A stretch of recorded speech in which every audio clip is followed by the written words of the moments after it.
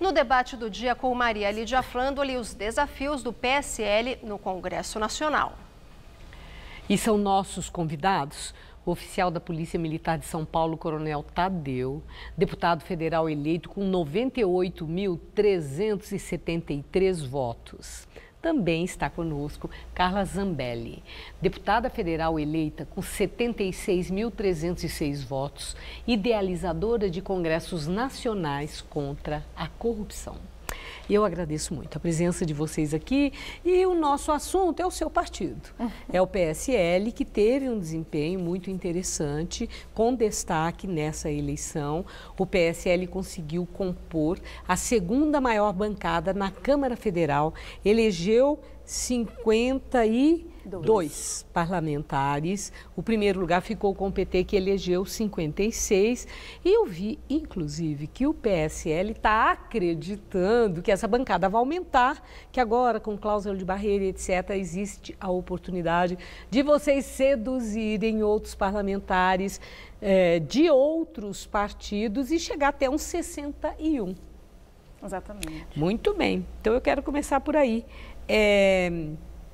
Vocês acham mesmo que vão ter chance de conseguir mais quantos? 9. Mais 9 parlamentares, chegar nos 61? Já está tudo conversado, adiantada a conversa? Nossa expectativa é até passar de 70 deputados. Nessa fusão de partidos que deve ocorrer em breve, nós estamos aguardando a recepção de muitos deputados federais eleitos, né, que podem migrar para o nosso partido, e essa bancada realmente vai ser a maior da Câmara, eu não tenho a menor dúvida. Você acha mesmo que possa chegar até nisso, nos 70, que é um número muito bem expressivo? É bem expressivo. Se for pensar que o Bolsonaro é a onda da vez, você pode até passar disso, e eu acho que eu costumo falar para a imprensa quando me perguntam que a gente tem que fazer um certo critério de seleção, né? É claro que quem quiser vir para o partido do Bolsonaro sabe já quais são os nossos princípios e valores, mas a pessoa tem que estar alinhada conosco, né? Esse vai ser o filtro. filtro. Eles querem, né?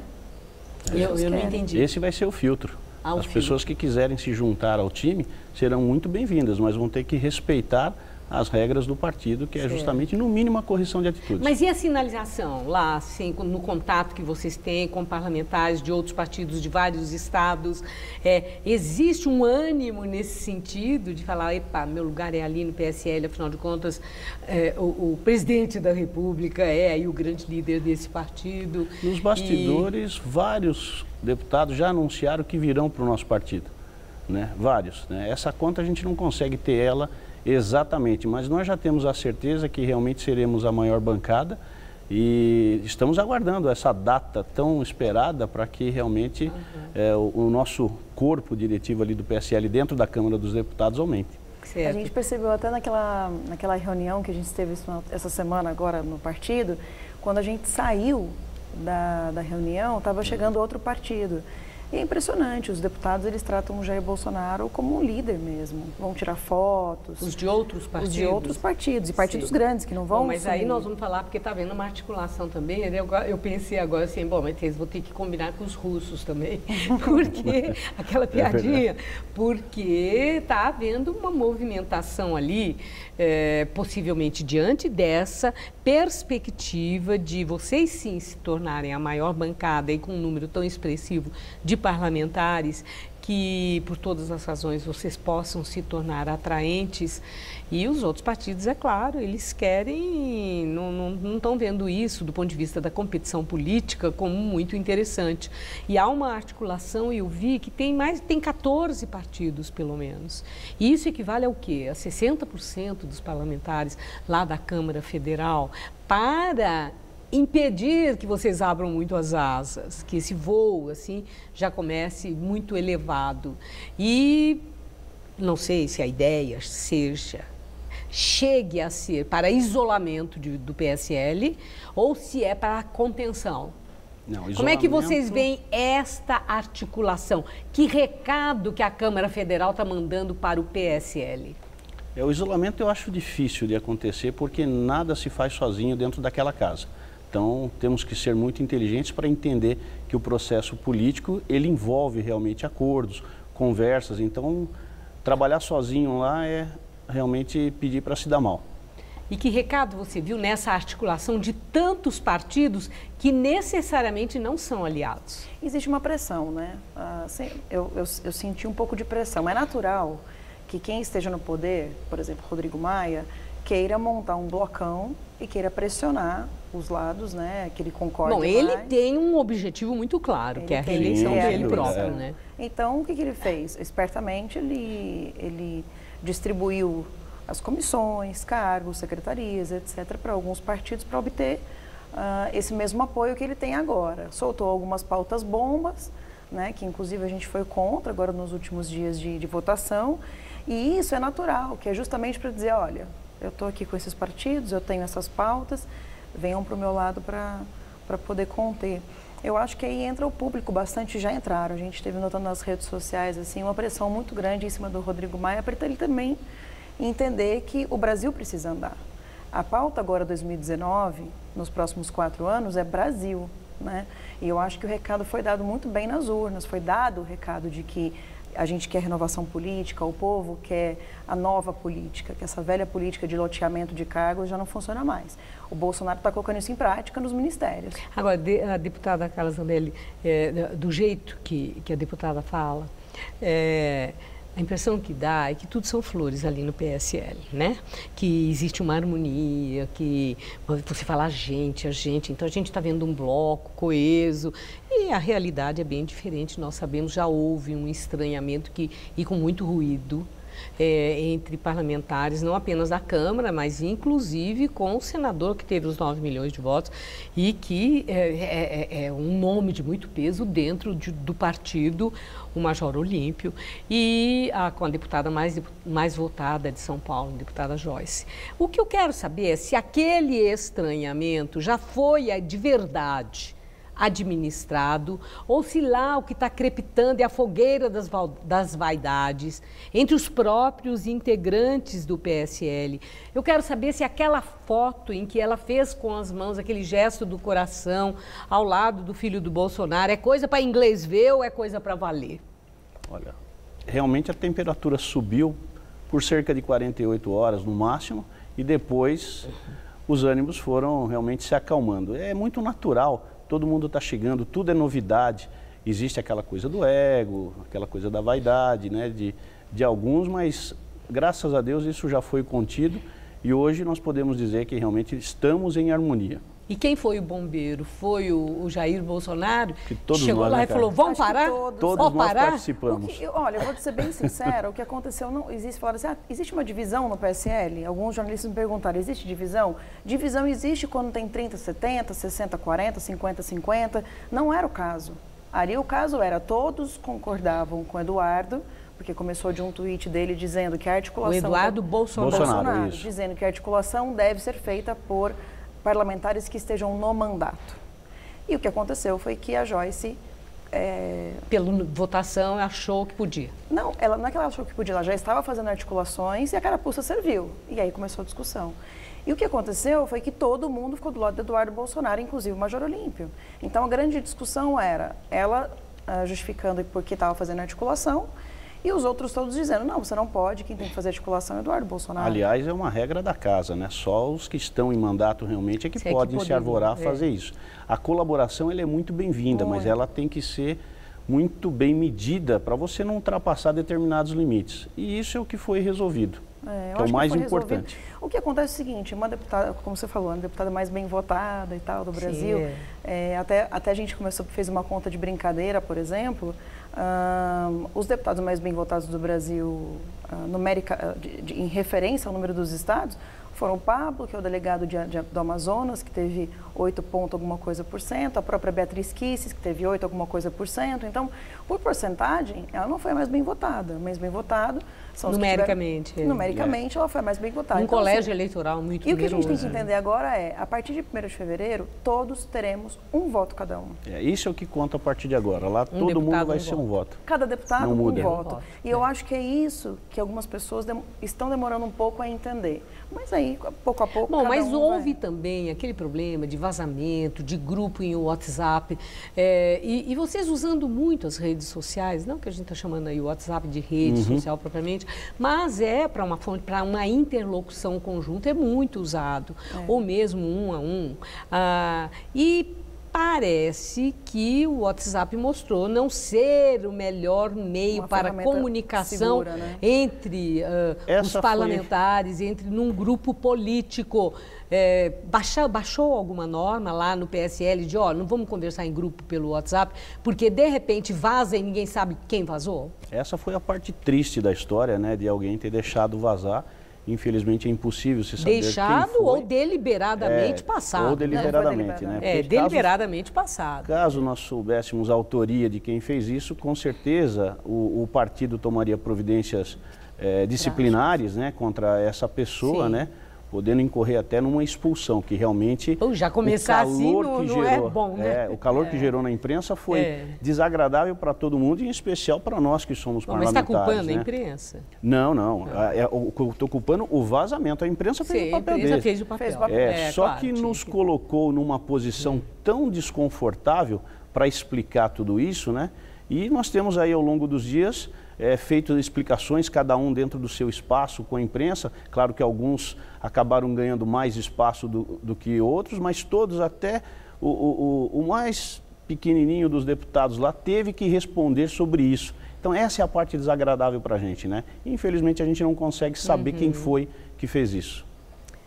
Bom, mas agora uma outra questão, já foi tocado o nome do Rodrigo Maia aqui, que é a primeira grande disputa ali na Câmara Federal, a presidência da Casa. Vários parlamentares que foram bem votados de vários partidos também já estão se credenciando. Nós também queremos competir.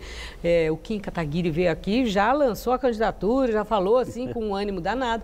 E no PSL também apareceu essa coisa da disputa, por que Rodrigo Maia? Então eu quero saber isso, a respeito do apoio ao grande líder do DEM, Rodrigo Maia. Vocês se definiram? Vão apoiar a reeleição dele ou vão ter candidato próprio, o PSL?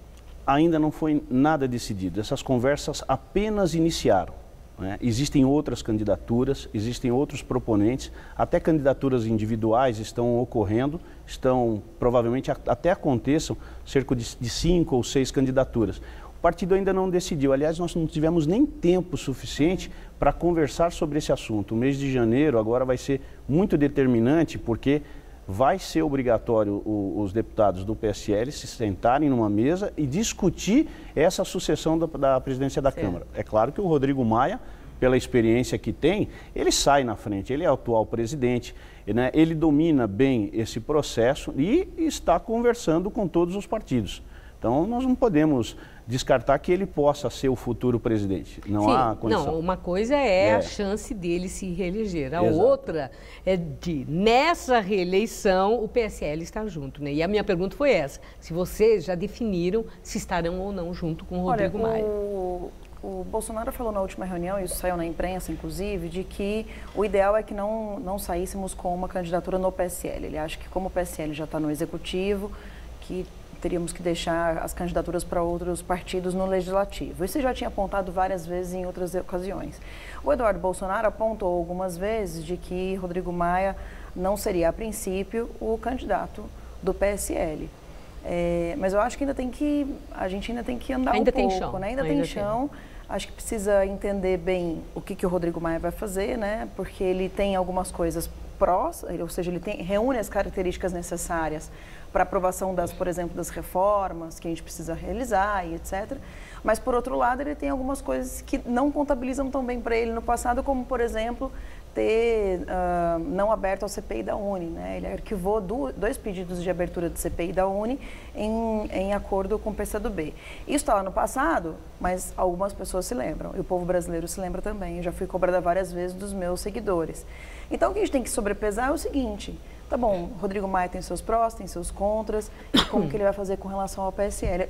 Eu prefiro como iniciante, né, apesar de estar bastante tempo na política apartidária, eu prefiro esperar o que os líderes do partido vão decidir. E eu vou acrescentar ainda, Maria Lídia, a questão de que a nova casa hoje tem cerca de 120 parlamentares que vieram da segurança, seja ela pública, Sim. seja em âmbito federal, estadual ou até municipal. A nova bancada da bala, ou você não gosta dessa expressão? A nova bancada da segurança, não da bala, da segurança, né?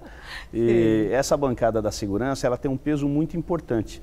Nós sabemos que no passado, né, houve acordos, né, do próprio Rodrigo Maia em não pautar determinados assuntos, né, que são relacionados à segurança. Isso vai ser cobrado dele numa eventual conversa. Bom, mas olha, nós já temos pouco tempo, já fui avisada, mas eu não posso encerrar essa nossa conversa sem falar em algo que certamente não é agradável no PSL, que foram a notícia que vazou não, que foi divulgada, segundo levantamentos do COAF, daquela história de transferência de dinheiro, de assessor, de filho do Bolsonaro na Assembleia lá do Rio de Janeiro, e depois aparecendo a filha do homem, tendo emprego e sendo funcionária fantasma, ela não comparecendo, trabalhava numa academia. Ou seja, a cada dia estão aparecendo questões que ferem, inclusive, aquilo que vocês chamavam de princípios, combatendo a velha política.